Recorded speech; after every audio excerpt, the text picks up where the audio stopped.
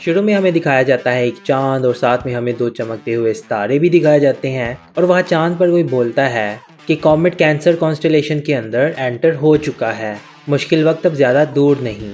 और कहता है कि जैसे मैंने सोचा था कि वही सिर्फ एक है जो इसे रोक सकता है।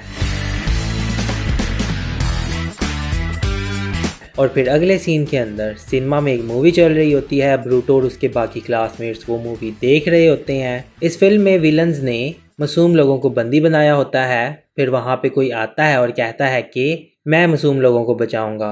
उसने ग्लासेस पहनी होती हैं और उसका नाम होता है कागेमासा। खैर कागेमासा उन लोगों से लड़ता है और मासूम लोगों को बचा लेता है और फिर एंड पे कुछ डायलॉग वगैरह मारता है और साथ ही फिल्म खत्म हो जाती है। ब्रूटो और उसके दोस्तों को फिल्म देख के बहुत मजा आता है। डंकी कहता है कि कागेमासा बहुत अमेजिंग है। इवाबे कहता है कि हम कागेमासा के टाई जुत्सु से कुछ सीख सकते हैं। फिर ब्रूटो कहता है कि मुझे तो वो कोई इतना खास नहीं लगा।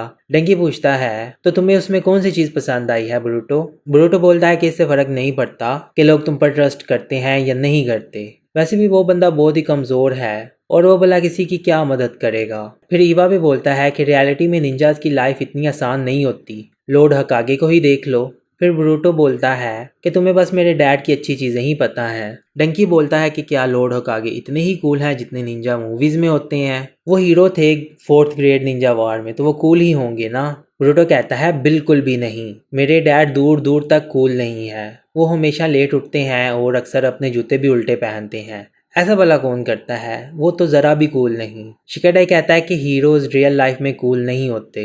अगले सीन में शिकाडाई और ब्रूटो ट्रेन पर बैठे होते हैं। शिकाडाई कहता है कि मुझे पता है कि इवा भी कूल निंजास का क्यों बोल रहा था, हीरोज की रियल लाइफ ऐसी नहीं होती। ब्रूटो कहता है कि अगर दुश्मन हमारे सामने अचानक आ जाए जैसे मूवीज में होता है तो फिर ये हमारे लिए कितना आसान हो। शिकाडाई कहता है कि हमें कुछ भी नहीं करना चाहिए जब तक हमें दुश्मन का पता नहीं चलता। वैसे भी तुम अकेले ही हो जो उस शैडो को देख सकते हो। ब्रूटो कहता है कि लगता है शैडो वाला मामला बहुत तेजी से फैल रहा है। शिकाडाई कहता है कि हाँ, अकेडमी से बाहर भी अब शैडो के इंसिडेंट हो रहे हैं। ब्रूटो कहता है कि क्या तुम्हें लगता है कि हमें अकेले ये सब करना चाहिए? शिकाडाई कहता है कि अगर तुम्हें ज्यादा फिक्र हो रही है तो तुम लॉर्ड हकागे से बात क्यों नहीं करते?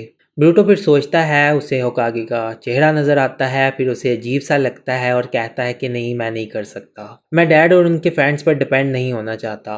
फिर शिकाडाई कहता है तो फिर बताओ कि क्या तुम्हें कोई अंदाजा है कि उस शैडो को कहाँ और कैसे ढूंढें? मैं भी तुम्हारी मदद करना चाहता हूँ, लेकिन पहले हमें सोचना होगा कि हमें क्या करना चाहिए। और फिर ये कहकर शिकाडाई वहां से चला जाता है। अगले सीन में ब्रूटो घर में अपने बिस्तर पर लेटा होता है और कागेमासा की कॉमिक पढ़ रहा होता है। फिर वो उठता है और शैडो क्लोन्स बनाता है। वो तकरीबन 3 शैडो क्लोन्स बनाता है और कहता है कि एक दिमाग से 4 दिमाग ज्यादा बेहतर है। फिर वो कहता है कि चलो अब पता लगवाते हैं कि आखिर क्या चल रहा है। पहला इंसिडेंट डंकी के साथ हुआ था अकेडमी जाते वक्त। मैंने डंकी को देखा और फिर मुझे उस पर शैडो नजर आई और मैंने फिर उसका पीछा करना शुरू कर दिया।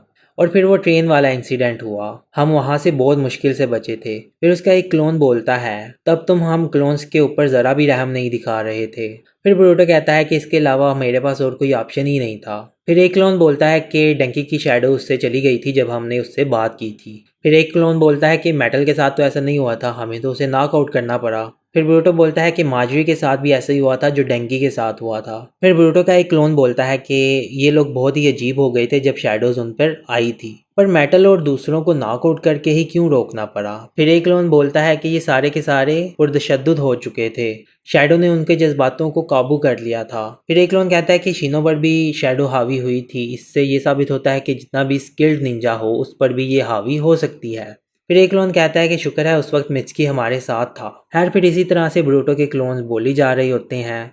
फिर एक क्लोन पूछता है कि सिर्फ मैं ही ऐसा क्यों हूँ जिसको वो शैडो नजर आती है, और ये सुन के सभी क्लोन सोच में पड़ जाते हैं और किसी को कुछ समझ नहीं आती। फिर एक क्लोन कहता है शायद हमें डैड से बात करनी चाहिए। फिर ब्रूटो कहता है कि मैं डैड पर ये सब नहीं छोड़ूंगा, ये डंकी और बाकियों का मामला है, मैं उसे माफ नहीं करूंगा जिसने ये सब किया, और अगर मैंने डैड से इसके बारे में बात की तो वो कहेंगे हम बच्चे हैं और हमें इन मामलों में नहीं पड़ना चाहिए, और मैं ऐसा नहीं चाहता। मैं चाहता हूँ कि जिस किसी ने भी मेरे दोस्तों के साथ ऐसा किया है वो कीमत चुकाएं। फिर एक क्लोन बोलता है कि इसीलिए हमें पता लगवाना होगा कि हम ही ऐसे क्यों हैं जो कि उस शैडो को देख सकते हैं। फिर से ये सुनकर सभी क्लोन्स कंफ्यूज्ड हो जाते हैं। खैर फिर बाद में रात को ब्रूटो अपने कमरे की खिड़की खोलता है और वहां से बाहर निकल जाता है। फिर शिकाडाई वहां बैठा होता है, उसके पास जाता है और उसके पास जाके शॉप के बाहर बैठ जाता है। शिकाडाई कहता है कि तुम्हारी मोम ह्यूगा क्लैन की प्रिंसेस है, हो सकता है कि वो पावर तुम में भी आ गई हो। ब्रूटो कहता है कि ब्याकुगान। फिर मित्सुकी बोलता है कि ब्याकुगान 3 बेहतरीन विजुअल जुत्सु में से एक है। ब्रूटो और शिकाडाई ये सुनकर बहुत डर जाते हैं कि ये अचानक से यहाँ कैसे आ गया। ब्रूटो कहता है कि तुम कब से यहाँ हो। मित्सुकी कहता है कि मैं तो शुरू से यही था, लेकिन लगता है कि तुम्हें पता नहीं चला। ब्रूटो कहता है कि हाँ, हमें पता नहीं चला था। शिकाडाई कहता है कि तुम मोम से बात क्यों नहीं करते। ब्रूटो सोच रहा होता है लेकिन कोई जवाब नहीं देता। शिकाडाई कहता है कि क्या तुम्हें डर लगता है। ब्रूटो कहता है कि हाँ, कुछ ऐसा ही। मित्सुकी कहता है कि इससे तो तुम्हें ही नुकसान होगा। अगर तुम ब्याकुगान के बारे में ज्यादा जानोगे तो तुम्हें इसका फायदा है। ब्रूटो ऊपर आसमान में चांद की तरफ देखता है और फिर कहता है कि हाँ, मुझे पूछना चाहिए इसके बारे में। ब्रूटो अपने बेड पर रात को सोने लगता है, लेकिन उसको एक बात परेशान कर रही होती है कि क्या ये पावर सच में ब्याकुगान है। और ये सोच ही रहा होता है तो वो फिर सो जाता है और उसे एक ख्वाब आता है। उसमें ब्रूटो एक टेम्पल में होता है, उसके पीछे एक आदमी खड़ा होता है, वही आदमी जो चांद पर हमें दिखाया गया था।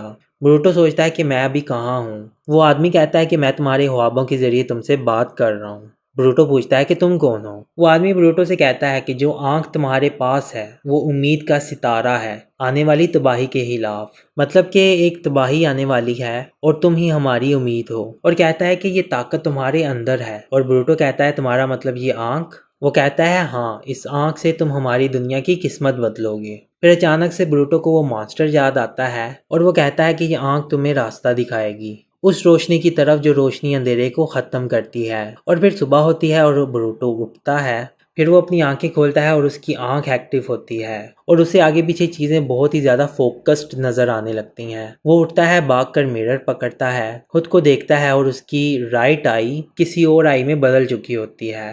फिर वो बहुत खुश होता है और ज़ोर से चिल्लाने लगता है। हिमावारी उसकी आवाज़ सुनकर उठ जाती है। ब्रूटो कहता है कि मुझे यकीन नहीं आ रहा कि दुनिया की किस्मत मेरे हाथों में है। हिमावारी उसे देखती है तो ब्रूटो ने कागे मासा के ग्लासेस पहने होते हैं और वो डायलॉग मार रहा होता है। अगले ही सीन में शिकामारू नारुतो को बताता है कि हम उन जगहों की छानबीन कर रहे हैं जहाँ जहाँ शिनो गया था और जिन जिन से वो मिला था। हम उन लोगों की भी इन्वेस्टिगेट कर रहे हैं और एकेडमी के आसपास लोग बहुत ही अजीब सी हरकतें करने लगे हैं। कोई अननेचुरल चाकरा लोगों के चाकरा पर हावी हो रहा है। फिर नारुतो कहता है कि क्या ये सब ब्रूटो के आसपास हुआ है। शिकामारू कहता है हाँ। नारुतो पूछता है कि उनका टारगेट कौन हो सकता है। शिकामारू कहता है कि अभी कोई पता नहीं। हम ऐसा नहीं कह सकते कि ये कोई इत्तेफाक है कि वो ब्रूटो के आसपास के लोगों को टारगेट कर रहे हैं या नहीं, लेकिन फिर भी ब्रूटो को निशाना बनाने की क्या वजह हो सकती है। नारुतो कहता है मतलब कि वो होकागे के बेटे के पीछे भी हो सकते हैं। शिकामारू कहता है हाँ, ऐसा भी हो सकता है, लेकिन ब्रूटो बस एक शोर मचाने वाला बच्चा है। नारुतो कहता है कि हाँ, ऐसा ही है, मैं खुद उसे एक बार वार्न करूंगा। शिकामारू कहता है कि उस पर ज्यादा सख्ती मत करना, आराम से बात करना। इतने में ब्रूटो उठता है और फिर थकावट की वजह से वो नीचे गिर पड़ता है। नारुतो बहुत ही ज्यादा थका हुआ होता है। शिकामारू उसके पास आता है और कहता है कि क्या तुम ठीक हो। शिकामारू कहता है कि तुम बहुत टाइम से काम कर रही हो, घर जाओ और आराम करो, इससे पहले कि तुम बीमार हो जाओ। फिर नारुतो घर जाता है और शिकामारू उसको साथ छोड़ने के लिए जाता है। फिर जब वो अंदर दाखिल होते हैं तो ऊपर से ब्रूटो के चलाने की आवाज़ आती है। नारुतो पूछता है कि ये क्या चल रहा है। हिनाटा कहती है कि ब्रूटो आज अजीब हरकतें कर रहा है। नारुतो भागता हुआ ऊपर जाता है ब्रूटो के पास। ऊपर जाकर ब्रूटो को देखता है। ब्रूटो ने कागे मासा के ग्लासेस पहने होते हैं और कहता है कि मैं एक उम्मीद का सितारा हूँ और मैं अंधेरे को ख़त्म कर दूंगा। ये सब डायलॉग मार रहा होता है। वहाँ हिनाटा और शिकामारू भी आ जाते हैं और नारुतो उसे देखकर बहुत ऑकवर्ड फील कर रहा होता है। ब्रूटो नारुतो को देखता है, उसके पास जाता है और कहता है डैड, पता है मुझ में बहुत ज़बरदस्त ताकत आ गई है। नारुतो कहता है ज़बरदस्त ताकत। इतना कहता ही है तो बहुत ज़्यादा परेशान हो जाता है। फिर ब्रूटो से कहता है अब ये मत कहना कि तुमने स्क्रोल ऑफ सीलिंग चुराया है। ब्रूटो पूछता है वो क्या चीज़ है। शिकामारू कहता है स्क्रोल ऑफ सीलिंग, उसमें कुछ ऐसे जुत्सु हैं जिनको करने की इजाज़त नहीं है और इस वजह से वो बहुत खतरनाक जुत्सु हैं। ब्रूटो कहता है कि मैंने तो इनके बारे में कभी नहीं सुना, उसका मुझसे क्या लेना देना। शिकामारू कहता है कि बहुत टाइम पहले एक लड़का था जो जल्दी ताकतवर बनना चाहता था तो उसने स्क्रोल ऑफ सीलिंग चुरा लिया। वो नारुतो की बात कर रहा होता है। ब्रूटो कहता है कि मैं वाला ऐसा क्यों करूँगा, मुझे उस अजीब से लड़के से कंपेयर मत करो। नारुतो कहता है कि हाँ ठीक कहा, वो लड़का बहुत अजीब था। हिनाटा और शिकामारू ये सुनकर हंसने लगते हैं। फिर नारुतो कहता है कि तुमने कहा था कि तुम में कोई नई ताकत आई है, कौन सी है वो। ब्रूटो कहता है कि ये ब्याकुगान है। हिनाटा सुनकर हैरान होती है और शिकामारू कहता है कि ब्याकुगान को हासिल करने के लिए बहुत सख्त ट्रेनिंग करनी पड़ती है। बोरुतो कहता है इसका मतलब तो ये हुआ कि फिर मैं बहुत ही जीनियस हूँ। नारुतो उसकी तरफ देखता है और बड़ा ही सीरियस होकर कहता है कि शिकामारू ने जैसा तुम्हें कहा कि बहुत सख्त ट्रेनिंग के बिना तुम ब्याकुगान की ताकत हासिल नहीं कर सकते। और नारुतो कहता है कि मैं इसे अच्छे से जानता हूँ, तुमने अभी इस तरह की ट्रेनिंग नहीं ली। बोरुतो को सुनकर गुस्सा आता है और वो कहता है कि क्या आप ये कहना चाह रहे हैं कि मैं झूठ बोल रहा हूँ। नारुतो कहता है कि नहीं, कुछ केसेस ऐसे हैं जैसे कि हिमावारी ने अपनी नीली आंखों में से ब्याकुगान की ताकत को जगाया था, तो इसलिए मैं ये नहीं कह सकता कि तुम झूठ बोल रहे हो। बोरुतो कहता है तो फिर मतलब आप मुझ पर ट्रस्ट नहीं करते। फिर नारुतो कहता है कि इसका कोई प्रूफ भी होना चाहिए।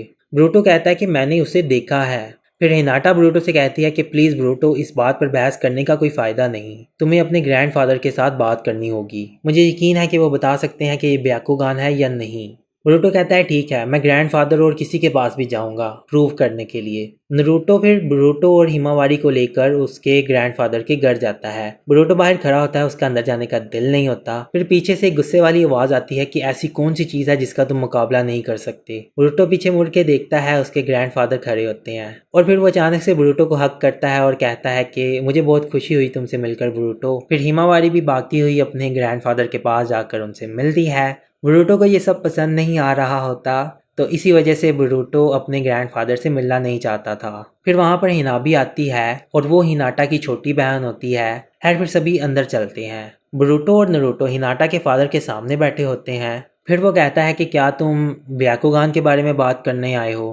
बोरुतो कहता है कि मुझे लगता है कि मैंने ब्याकुगान की पावर को जगाया है। फिर उसका ग्रैंडफादर कहता है पहले मैं बता दूं, ब्याकुगान के गेंकाई है जो कि सिर्फ ह्यूगा क्लैन में ही है। ये एक स्पेशल पावर है जो कि सिर्फ ह्यूगा ब्लड लाइन में ही पाई जाती है। हत्ता कि ह्यूगा क्लैन का हर एक मेंबर भी इस ताकत को हासिल नहीं कर पाता, और जो इस ताकत को हासिल कर लेते हैं उनमें से भी ज़्यादातर लोग इस ताकत को मास्टर नहीं कर पाते, और इस ताकत को सख्त ट्रेनिंग के बिना नहीं पाया जा सकता। जब तुम ब्याकुगान इस्तेमाल करोगे तो तब तुम्हें इसके बारे में पता चलेगा। बोरुतो ये बात सुनकर बहुत परेशान होता है। फिर उसका ग्रैंडफादर उठकर बाहर आता है और बोलता है कि अभी मैं ये नहीं कह सकता कि तुम्हारे पास ब्याकुगान की पावर है या नहीं है। कहता है मैं टेस्ट करूंगा, और उसे बाहर आने को बोलता है और कहता है कि इसे टेस्ट करने के लिए मैं तुमसे लड़ूंगा। तो इसी के साथ फिर एपिसोड खत्म हो जाती है। तो ये थी हमारी आज की एपिसोड, और अगर आपको ये एपिसोड पसंद आई है तो इस एपिसोड को लाइक और अपने दोस्तों के साथ शेयर करें, और इस सीरीज के साथ बने रहने के लिए चैनल को सब्सक्राइब करें। तो इसी के साथ अब हम मिलते हैं नेक्स्ट वीडियो में। Take care, bye bye.